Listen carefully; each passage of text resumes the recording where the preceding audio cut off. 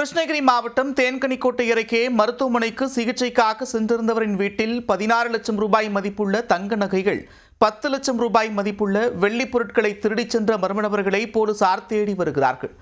கைரேகை பதிவு போலீசில் சிக்கியிருக்கும் நிலையில் கொள்ளையர்கள் சிக்குவார்களா?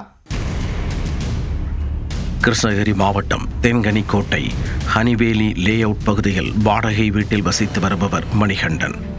இவர் கிரேன் கடை வாடகைக்கு விடும் தொழில் நடத்தி வருகிறார்.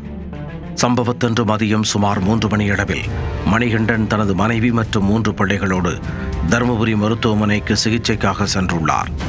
அதிகாலை 3 மணி அளவில் வீட்டின் கதவு உடைக்கப்பட்டு திறந்து கிடந்ததை பார்த்த அக்கம் பக்கத்தினர் அவருக்கு தகவல் அளித்துள்ளனர்.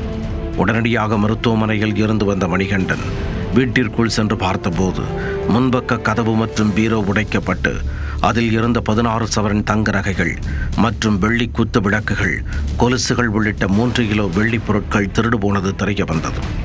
திருடுபோன தங்கம் மற்றும் வெள்ளி பொருட்களின் மொத்த மதிப்பு சுமார் 26 லட்சம் ரூபாய் என கூறப்படுகிறது. இந்த திருட்டு சம்பவம் குறித்து மணிகண்டன் தேன்கனிக்கோட்டை காவல் நிலையத்தில் புகார் அளித்தார். அதன் பேரில் இன்ஸ்பெக்டர் கணேஷ்குமார் தலைமையில் எஸ்ஐ நாகராஜ் உள்ளிட்ட போலீசார் கைரேகை நிபுணர்களுடன் தடயங்களை சேகரித்து திருட்டில் ஈடுபட்ட மர்ம நபர்கள் குறித்து தீவிர விசாரணை நடத்தி வருகின்றனர்.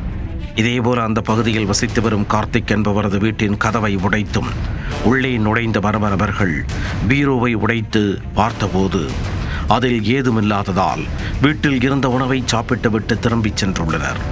கார்த்திக் கடந்த சில நாட்களுக்கு முன்புதான் அவர் வீட்டில் வைத்திருந்த 30 சவரன் தங்க நகைகளை விற்று நிலம் வாங்கியுள்ளார். இதனால் அந்த நகைகள் தப்பின.